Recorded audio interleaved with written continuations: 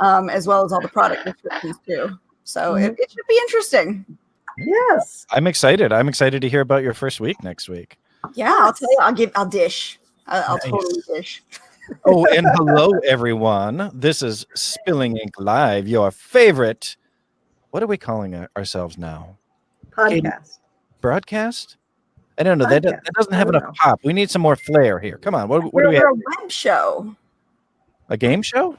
No games. Our prizes aren't that good. Oh. well, we're Spilling Ink Live. We're authors, and we talk about words and stuff. And it's great. It's good fun. Yeah, this is a cattail that I sometimes use when I'm broadcasting here. This is Ms. Leah, the tangler of headphone cords. She's going to rip them out of my ears soon. On your left, we have the marvelous Katie Salidas. Yeah, and her fancy shirt. Man, she looks great tonight. Wait, we've got to highlight this. Look at Katie. She's looking great tonight. I combed my hair. Aren't you proud? Did. Every time I tell my wife she looks really especially good that day, she's like, "Thanks. Yeah, I took a shower today." I'm like, "Oh, okay. Well, that's good." And then on the right, in her casual attire, because it is Casual Friday, J.E. Taylor. Wait, is this Saturday today? It's Saturday. Casual Saturday, guys. And it's not Saturday Night Live. Well, it is Saturday night, and we are live, right? Yes, exactly. So, and then you have me, the famous, the infamous, and look, I'm not wearing casual. Look, I'm wearing Harley shirt, and I've got like this little vest thing over. I'm looking good. I've got my little fancy watch. I've got my fancy beads going on. It is the Jason Lavelle, of course. You are the voice of Spilling Ink. The voice of Spilling Ink. Okay, and then our guests tonight are both new to the show, which is very exciting because we have a lot of repeat guests that are good friends of ours, and we love having them on. And what we love even more than that, though, is making new friends. I can't see them or their names, but I know that in the bottom left-hand corner is Care Marshall. Hi. Yep, that's you. Okay, there we go. There we go. And on the bottom right, we have Lynn Bachman. How are you tonight, Lynn? I am doing good. Nervous, good. Nervous? Oh, okay. Well, no, don't be nervous. No nerves here. This show is pretty intense, and we've actually broken some authors. They've walked away from writing and never to return. Okay, so before we get too into the crazy, since you are new to the show, I'd really like it if each of you could tell us a little bit about what you write, why you write, kind of how you got into it. And we're going to do eeny, meeny, miny, mo, catch a writer by the toe. If she hollers, let her go. Eeny, meeny, miny, Lynn Bachman. Hi. Tell us what you write, Lynn. I go by the pen name L. Bachman, but I don't mind being called Lynn or Lynn Lesher, which is my actual name. I write horror, dark fantasy. I decided to go into a new venue, and I'm doing what's the term? Oh my God, that's great. Poetry. I'm on live TV. Poetry.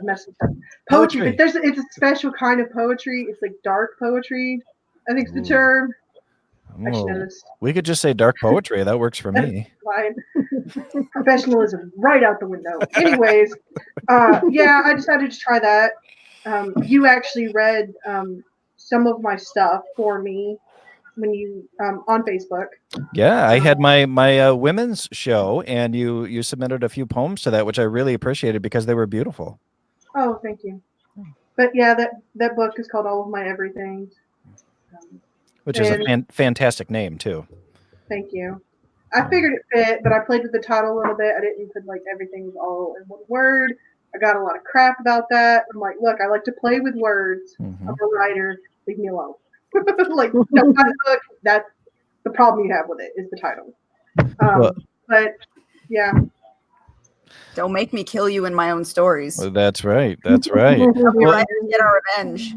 well, and we're writers. We love to play. That's what we do. We play with words. You know, I'm releasing a short story collection in January, and it's got a really weird title. It's called A Flutter of Darkness, and it's weird because a flutter is a gathering of butterflies or moths, and it's all very, very dark stuff. And I was like, oh, this kind of fits. But when I asked the graphic design guy to make it, he was like, oh, are you sure that's what you want to call it? I'm like, yeah, dude, it's all right. It's gonna be fine. Oh, all right. Well, Care Marshall, I love your name, by the way, Care. Thank you. I mean, I keep wanting to add that Y, and I love it that I don't do it. You have to show restraint, even just say your name. It's great. Well, so tell us a little bit about you. Tell us what you write. Young children's, I guess they call it young adult as well. Magic, fantasy, coming of age stuff. This is my first book here, The Lonely Phoenix, but I am working on book 2, and that's going to have a little bit of dark stuff in it. So a little bit of, war and love, tearing and stuff like that. So, well, when you say young adult, what age do you think you're shooting for with this book? I was going for somewhere around 8 to 14, but So middle I grade. have 70-year-olds reading it and loving it too. So not everyone that's read it can't wait for the book 2 to come out. No, that's awesome. So yeah, like Jane said, that's that'd be considered middle grade. So yeah, so that's a good area, and that's for a lot of kids. That's when they're really starting to get into reading. So that's a great time to catch them and really kind of engage that audience and help move them forward in the reading world. So cool. So what about my 2 co-hosts? What are you guys doing? Because you have some big news here. I just saw a cover up on Facebook. Tell us about your project. Allowed to? I have to ask the boss. Yes. Well, it's out on pre-order. Yeah, see, it's up on Facebook. You better start I'm like, dishing. it's out on pre-order, Katie. We sent it to our newsletter. So we can say it We here. are so close to finishing book 2 right now, which I think I have to say we need to pat ourselves on the back because the speed at which we have gotten 2 of the 3 books done is just fabulous. Like I didn't think we were actually going to pull it off, but we have, and so it's amazing and it's super motivating when you do complete something and you've got like that backing ready to move into the next book. So yeah, book 2 almost done, book 3 soon. Well, tell us about book 1 though. What is it? It's beneath. Uh-oh. It's about, Somebody have the feed open. On Facebook? I'm sorry, what? Oh, there we go. if you have the feed open on Facebook, we'll get feedback coming through We get an echo. I'm sorry. I was like, well, I see that we can see live comments, so I was trying to see if I could see them to see what people are saying. And I I had my phone to the side checking. I won't do it again. I'm sorry. no, that's all right.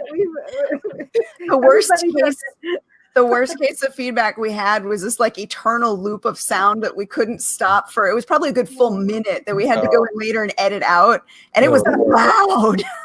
I got busted. That's great. But I was being sneaky. I'm sorry. Yeah, you're fine. I've done it too. It's been like, Yep. Well, and I can't see comments. Are there any comments, Katie? I haven't seen any yet. Okay. I've got Facebook open on one screen and I've got ours open on the other. So if something pops through, we'll see it. Okay, cool. So you ladies were about to tell us about book 1 of whatever it is that you didn't tell us you're writing. That's right. The snarky cat and his demon killing sidekick. Yes. Yep. And it's called, the series is Running from the Devil. And the first book is Beneath, and that pre-order is up for December 15th. We're going to have the paperback book. Oh my God, I can't speak tonight. Out the paperback out in November. So a month ahead of the ebook. So It's so exciting. yes, it is. And it's been honestly, when you work with another author, your styles do have to mesh well in order for it to work properly. And I was worried about being the one dragging everybody down because I write slower than Jane. So I was like, oh my God, I'm going to have to keep up with her. But we've done really well. We've been able to catch each other up. If I skip a couple chapters because I've got an idea for something down the line, Jane's always able to find that bridge to make the two sections work seamlessly. And it's been really good. And then we layer as we edit. So, my husband read book 1 before the final edits, and he said he couldn't tell Katie's writing versus mine, which is a big compliment to both of us. That's awesome. So every to see if you could identify my writing. And so all of you ladies write fantasy of some kind, which is kind of exciting. I'd like to ask our guest, what got you into the fantasy world? How did you get started with it? I've always enjoyed reading. I'm an avid reader, but the writing part, I was never in my wildest dreams did I think I was ever going to be a writer. I got bit by the writing bug really late in life, actually like 2 years ago. And it was like a movie just coming through my head. I couldn't stop thinking about it. And I was like, my husband said, write it down. So I wrote it down, but it looked like journal form. I was just like writing a letter to myself, just writing it. And I didn't know any formats or anything. And I just, put it down on paper and then sent it off to, him to fix up and someone else to edit through. And, it happened. But it just came to me. That's awesome. And I like that you pointed out that your first time writing through was like journal style entry and you just wrote everything down. Because when I teach classes on creative writing, I tell people not to worry about their first draft. Let it be whatever comes out, word spew on the page, because that's how you're going to finish a story. If you get so stuck on this word or that sentence or this chapter, you never finish. But if you just let it flow in whatever form it comes, you'll get to the end of that story. And then you've got something to refine. Yeah, well, that's what worked for me. So I think that's just the way I'm meant to do it, I guess. It just, it comes through. I like everything just comes through as a movie part, and I just write it down and then deal with it all later, There you go. There you go. Exactly. Oh, is it my turn? I'm sorry. No. I just don't want to interrupt, and I'm having a little bit of lag. So okay. Okay. Okay, it's all good. No, I was just putting that comment up from Patricia Annette there. Yeah. Oh, is that you putting those up? Because I keep seeing them pop up in front of me. Yeah. Yeah. We're trying to cover your face, Care. It's okay. That's what it's doing. It's like this big. That's okay. That's okay. We can always do this where we take you and make you big and then comment over. I love StreamYard. You can play around with all kinds of little features. Oh, look, Rebecca has a comment for you two ladies. She says she agrees. You can't tell if it's Jane or Katie writing in their co-authored book. It's so Rebecca, good. and thank you so much for being one of the beta readers and getting it back so quickly. And we did. We were running Under the Gun. That was during the summer when I had some family issues come through. And our editor gave us an extra little bit on our deadline. And I put the call out to my private reader group. I was like, please, guys, if anybody can turn around a beta read in a week, I will love you forever. And we had a bunch of people who did. They signed up, turned the beta read around with their notes and everything, like within. And they gave us great notes. Yeah. So it was like, oh, thank you. And I think we addressed most of them. So it was wonderful. Yeah. And the book is stronger because of it. Beta readers out there, we love you for what you do. You are super important. Absolutely.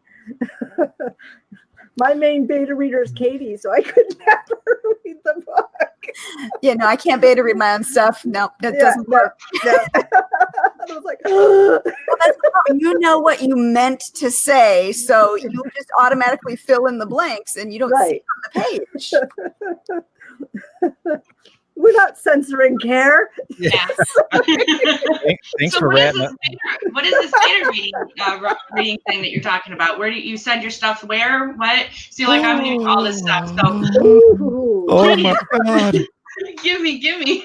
We need to tell you about beta reading. Okay. Yeah. All right, Katie. It's our section. Instead of Teach Jason, it's going to be Teach Care today.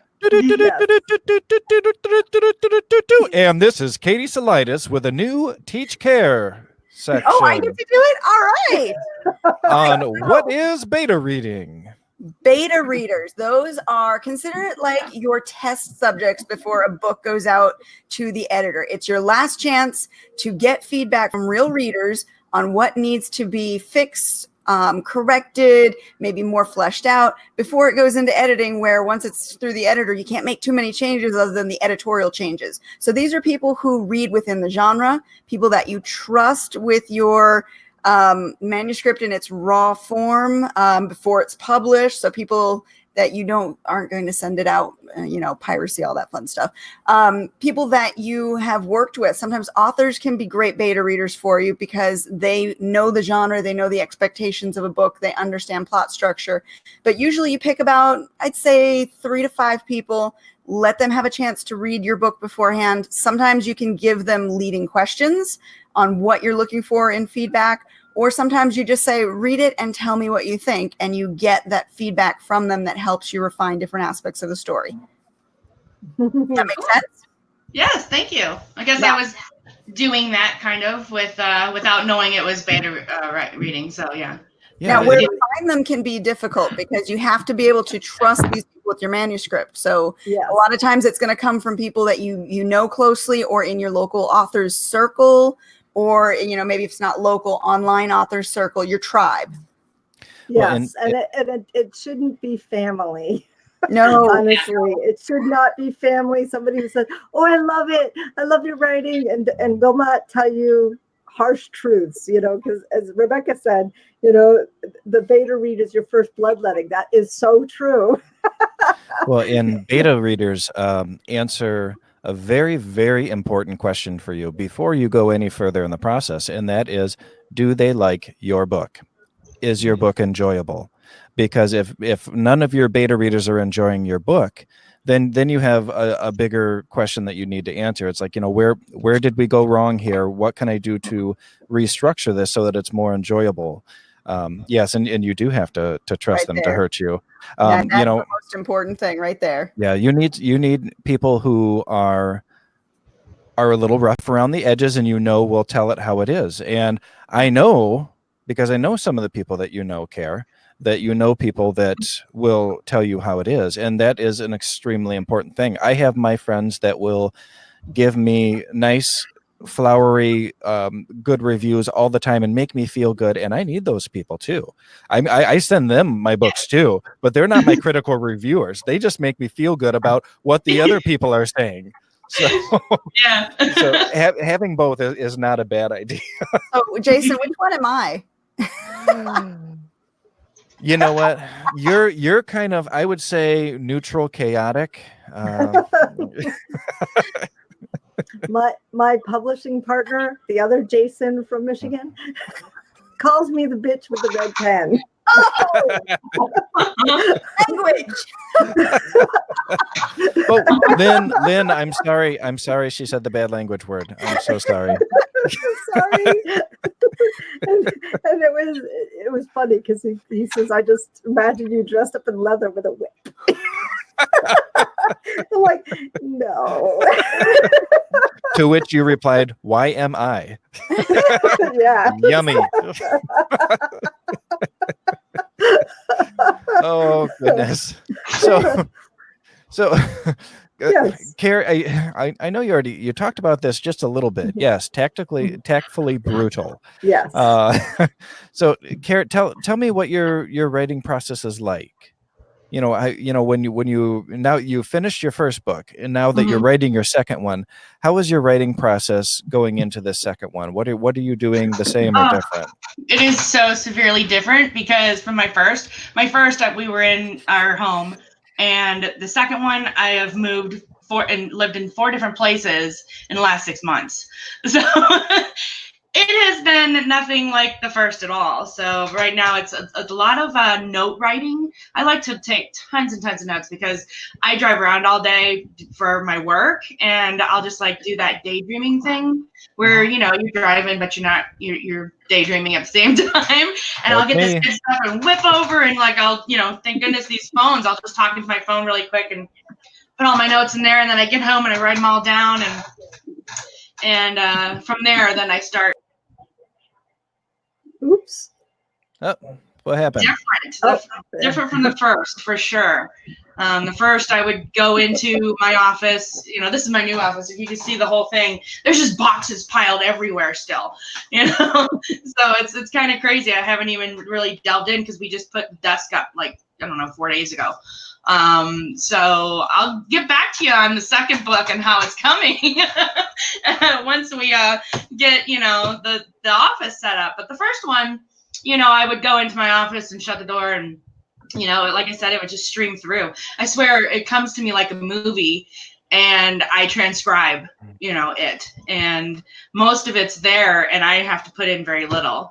Like, the names weren't there. I had to come up with the names, you know, and some things to say, but I would swear to God, it's like all there for me, you know? Yeah, me too. I think that's, it's not something that all writers have, that all writers see, because I've talked to so many people, but I see it the same way. The scene will kind of unspool as a movie, and then I'm just trying to remember everything so I can jot it down, because if I don't right then, it is freaking gone. I mean, I don't ever get it back.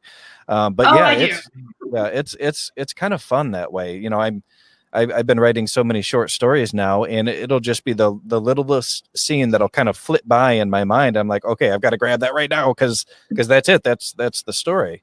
But you know, so it's kind of fun that way. Well, what about you, Lynn? What's your writing process?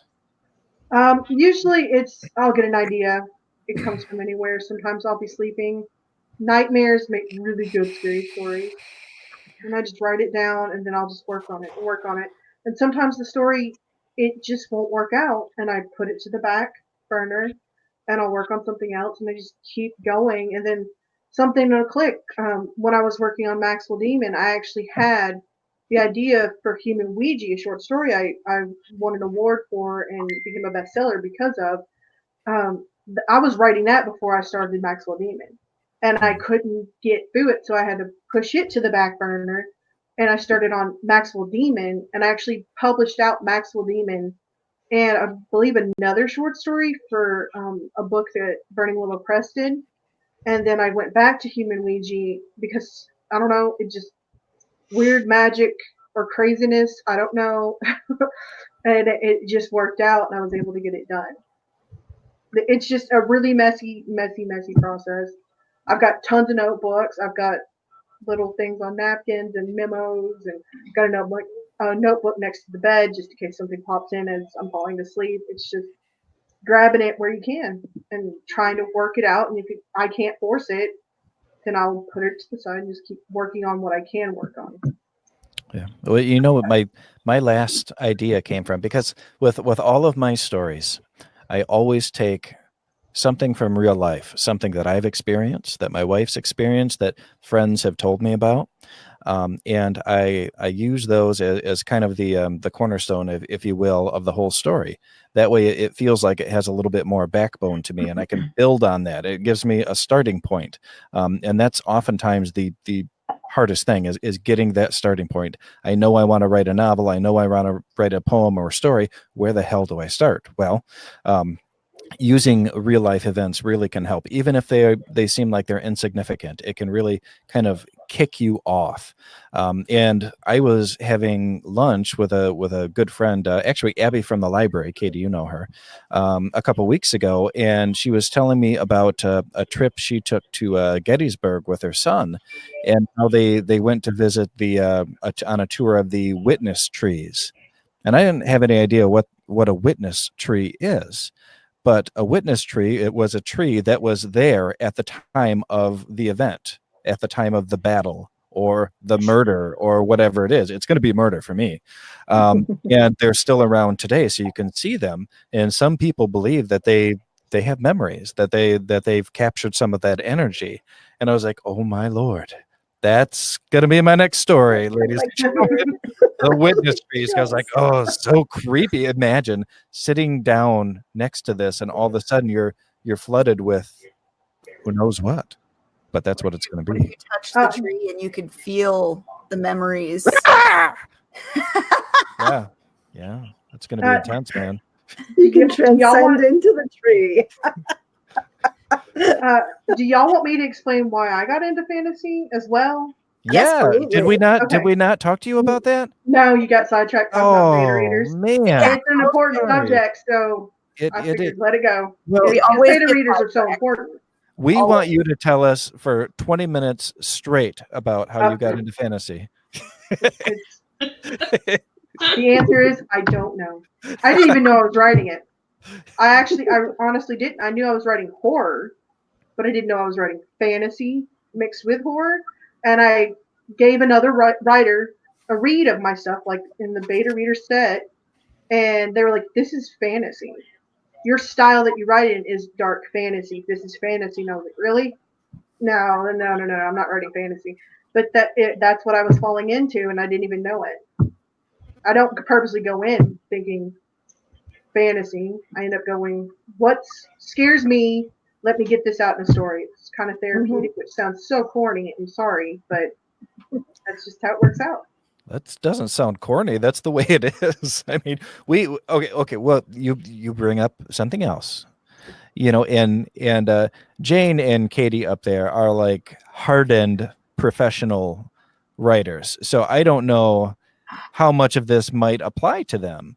I don't consider myself a hardened professional. I'm just this sweet, lovable guy that's super approachable. I mean, I don't know where I'm going with that. But anyhow, how much of ourselves are we putting into these books?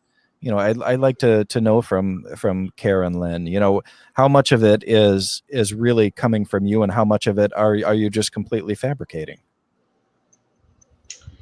Wow. I would say that there's definitely a bit that comes from me when it comes to the learning lessons learned and stuff that the Phoenix goes through. Yeah, I would say that I had to dig deep into my soul for, stuff that I've gone through to put in there. But I don't know, maybe 90% flows through as a movie, and 10% is me. It's hard to judge what's what, what's coming through and what's coming out. I'm sorry, Kara. I had to put that up. Oh, Rebecca, I'm not hard. Thank you, Rebecca. We really enjoy you. She's got great comments. Well, Lynn, what about you? Because I've read your poetry, and your poetry is extremely personal. At least that's the way it reads. So tell me, what is it like for you?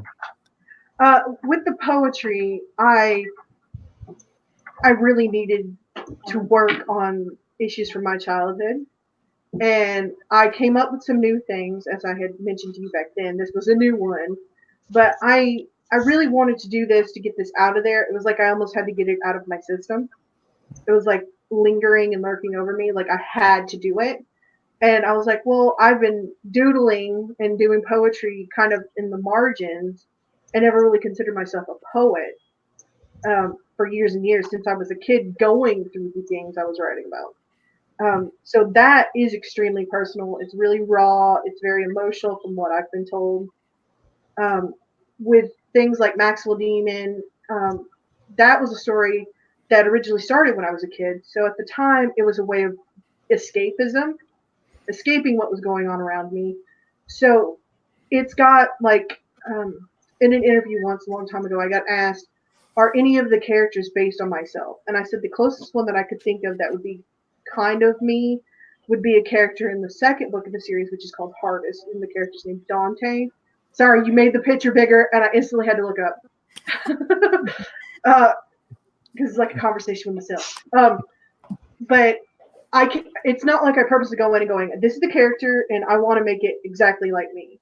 It's more of when you go through things in life, you can't help but bring that out in a character.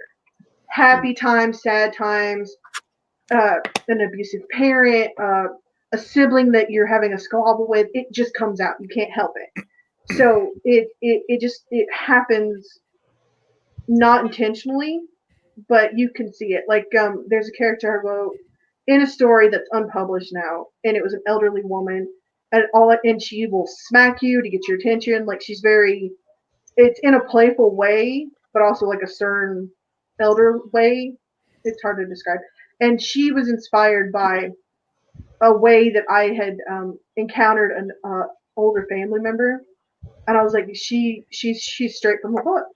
She needs to be in a book, and I hadn't read a book with a character like that, so I kind of was inspired by her.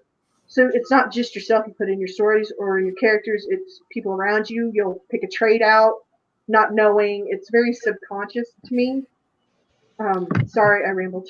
Would you No. agree? No, that's Let me okay. ask a question, because I like what you're touching on here. And I think that maybe if our characters that we're writing aren't exactly us or a part of us, they're still being filtered through our consciousness. So Right. we're writing a character we've seen do something, or if we're writing a character that maybe is different than us, we're still looking at their choices through our own filter. Even though they're going to make that choice as a character, it's still going to come through us just a little bit. So you're still putting a bit of yourself into them. Yes.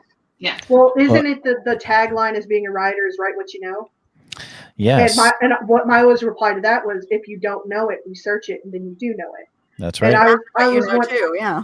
well, I Look was it up. told once a long time ago that I can write really great dramatic scenes because of all the drama I've gone through.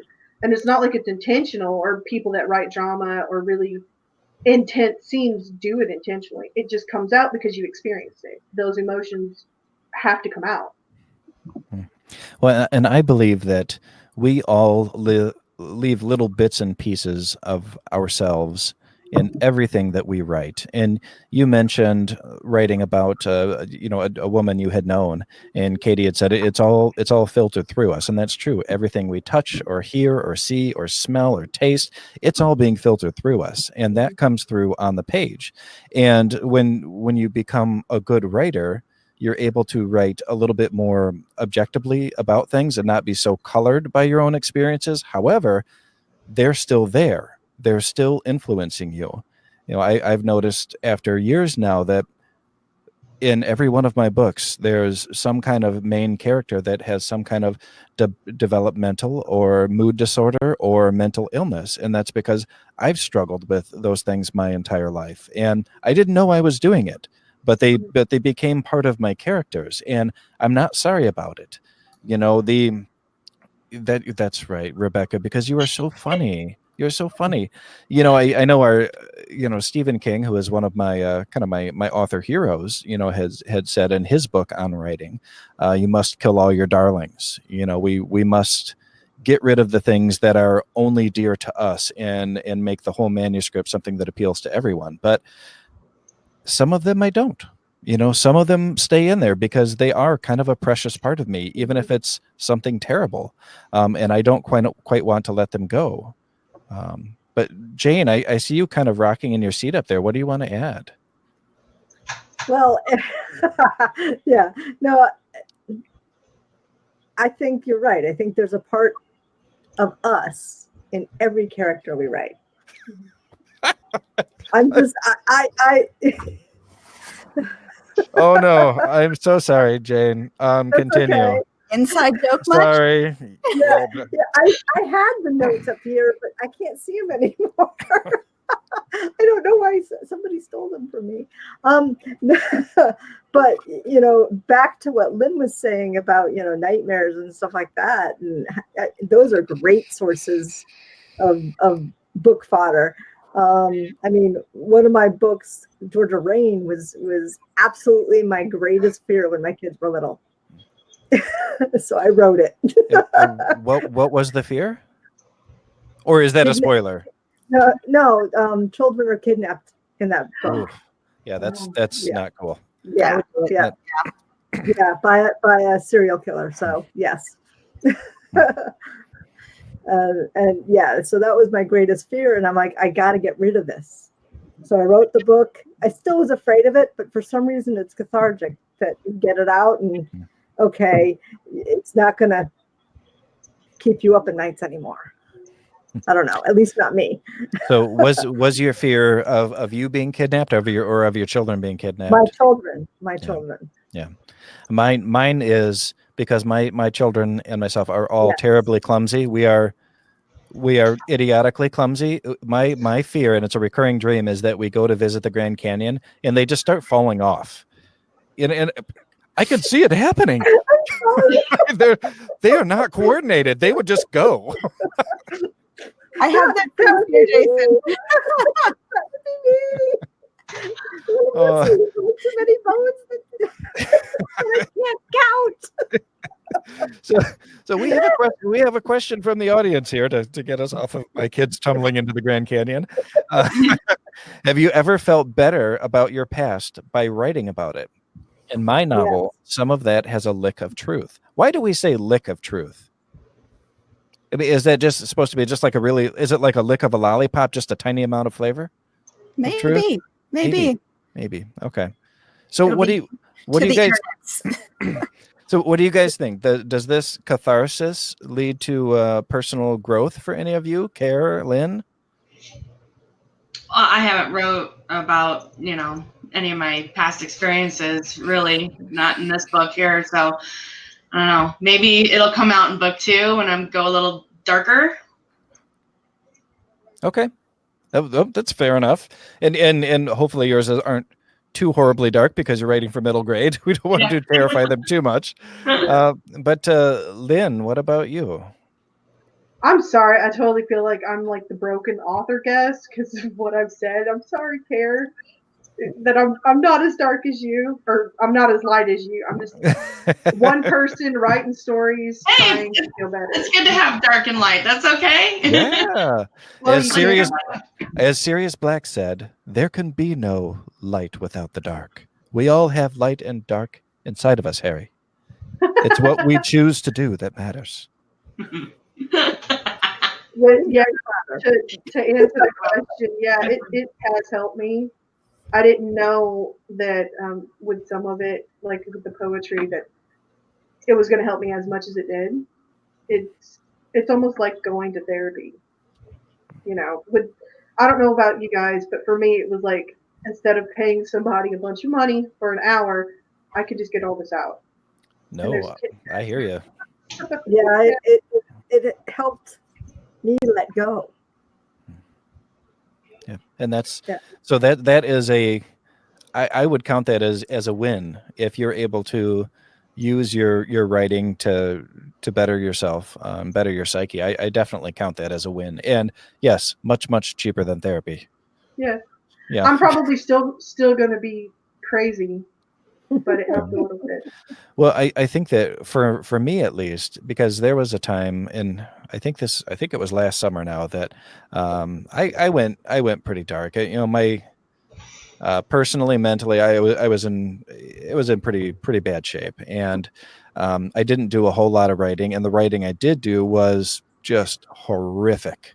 I mean, it was probably the most disgusting, brutal stuff I've ever written, where I'm just, and it's not necessarily blood and guts. It's just was tormenting characters that didn't need to be tormented. And looking back now, I was like, okay, I'm trying to release this demon, trying to get rid of it, trying to purge it from my system, and ultimately it did take the help of doctors to help me get through that. But I do think that by writing about something, we are in some small way at least acknowledging it, and having any kind of knowledge is good for us. So, yeah.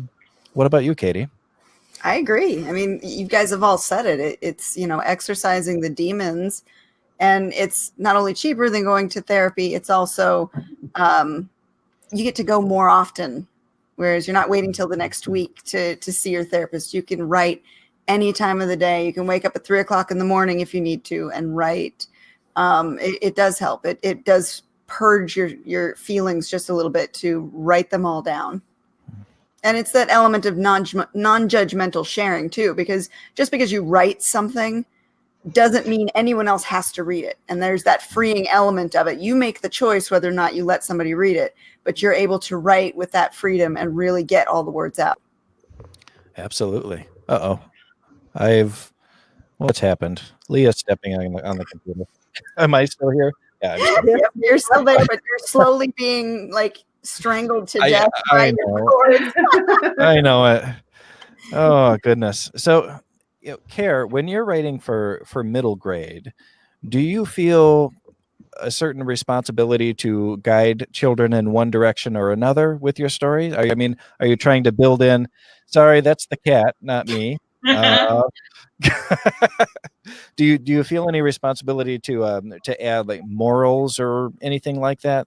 Yeah, or are you yeah. just There are quite a few morals or good points, in the story that I have written, that I believe are, essential for kids nowadays to not have that, like Fee, she wants to find love, but, to not have that prince come save her, Yeah.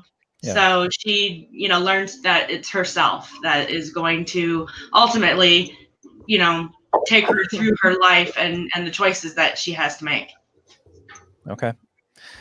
Oh, well, Rebecca, am I the only one that has the opposite reaction to writing that stuff down? Yes. Yeah, you might be. Yes, you are. Take all kinds. Rebecca is a freak. I'm sorry, you're an outcast.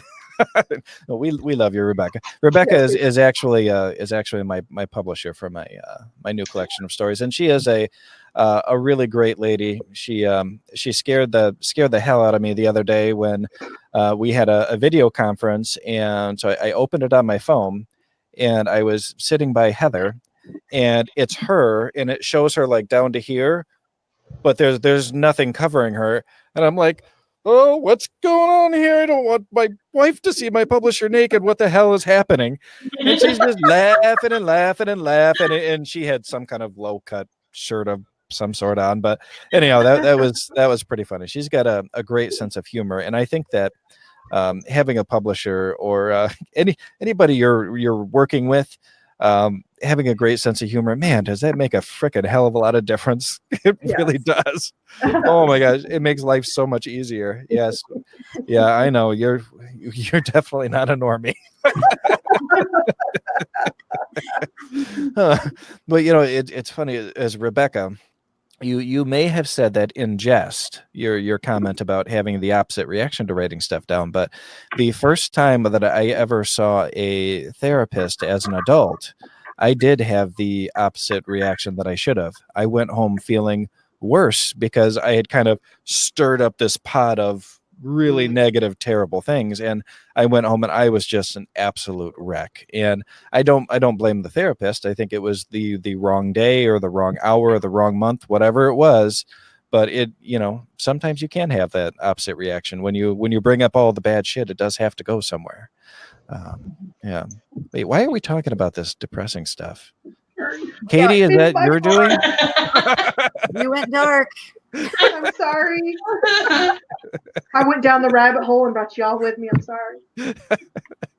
Oh, you did not say that, Rebecca. You did not tell me.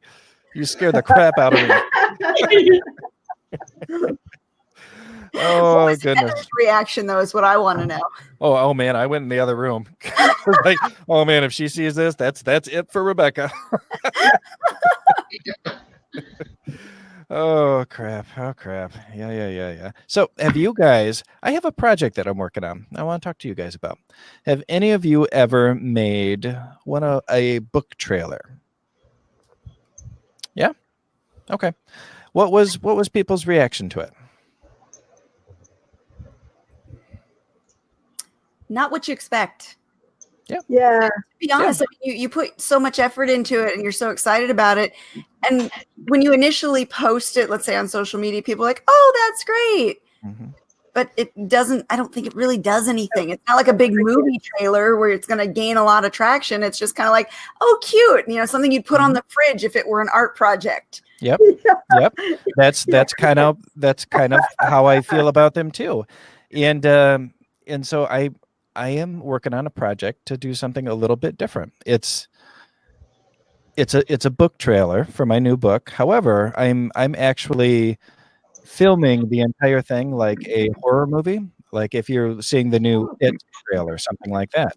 So I have actresses and models and actors that I'm working with, and we are filming this, and we're taking a couple small scenes out of each story and putting them together with a very cool custom song that my friend Alyssa Blummer has recorded for me, and we're going to start something really, really neat. And I'm hoping that people will see this and kind of rethink what they want to do for their own book trailers, because I think that if we give if we give our audience something really good quality and engaging to watch, it might actually help.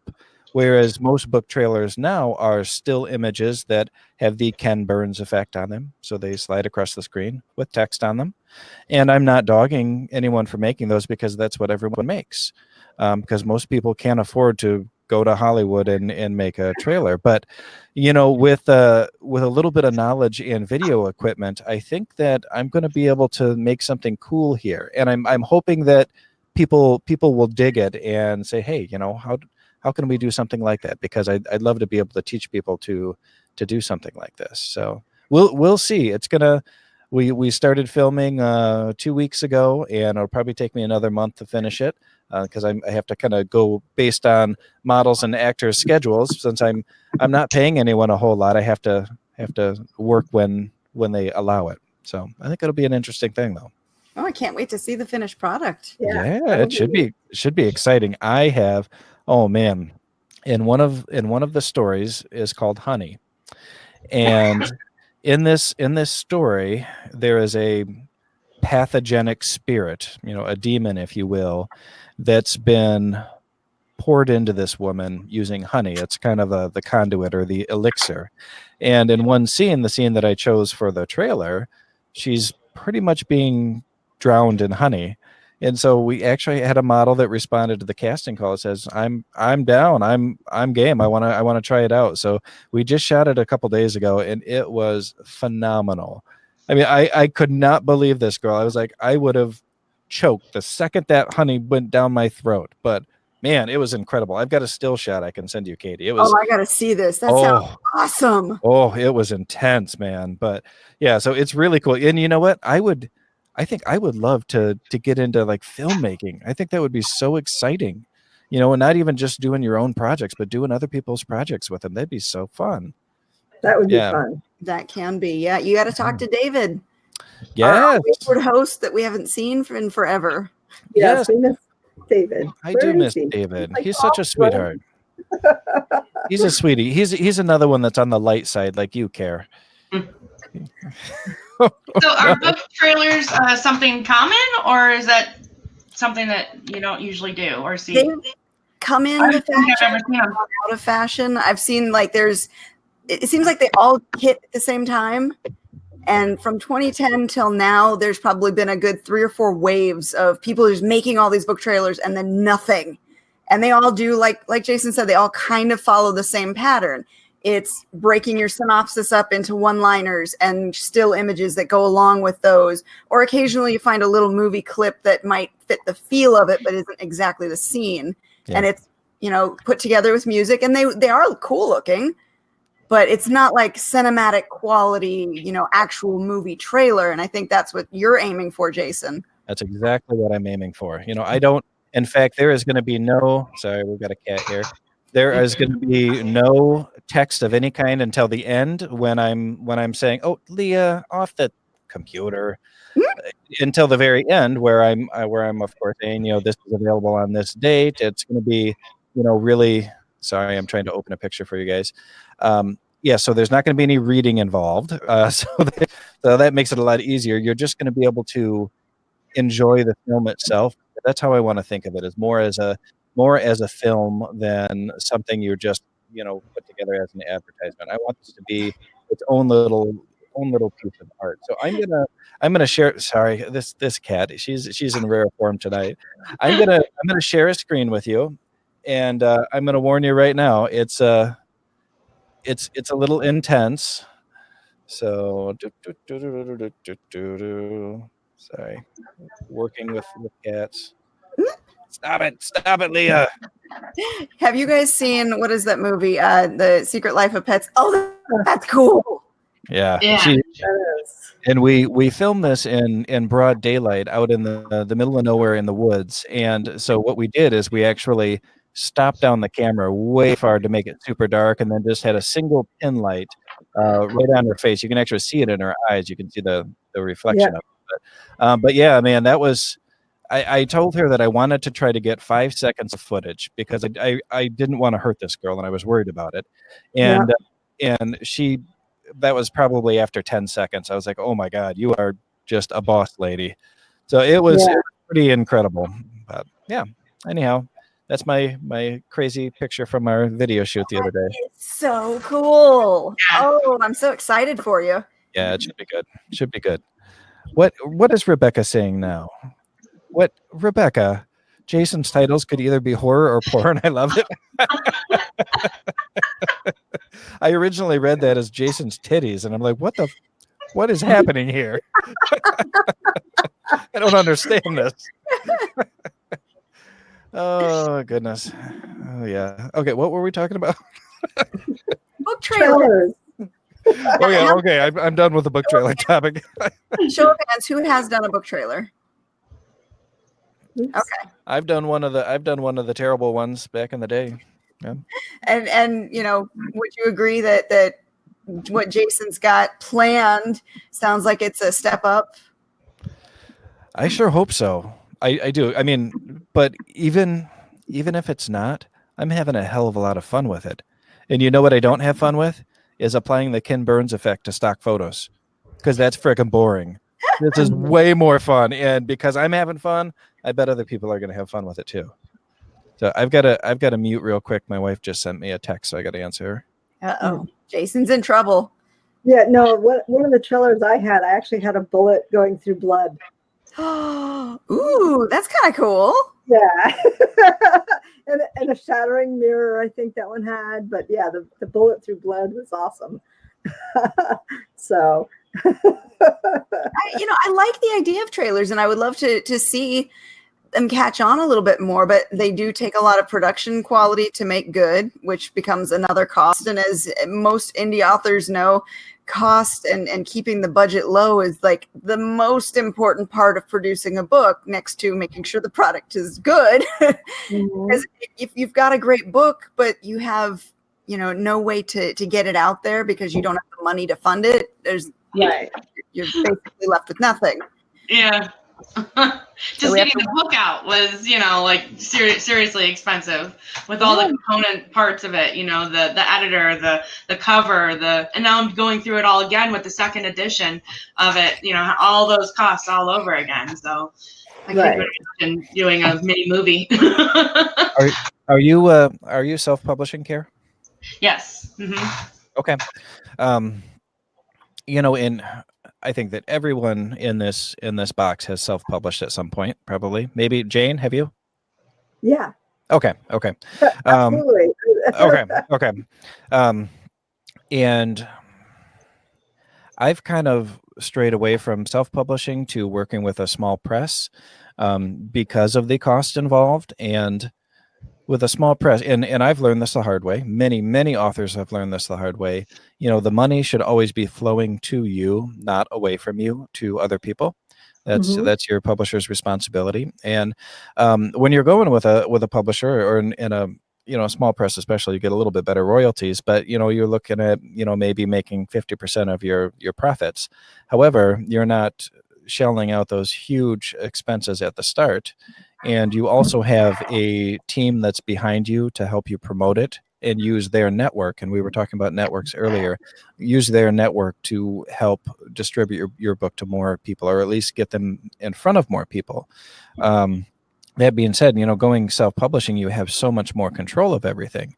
You're getting 100% of your profits. You are controlling everything from price to cover design to font, every single thing. And that's a wonderful thing. But yeah, the upfront cost can be a real headache, and that's a pain, and especially for editors, which you can't cheap out on, because it's super obvious if you do.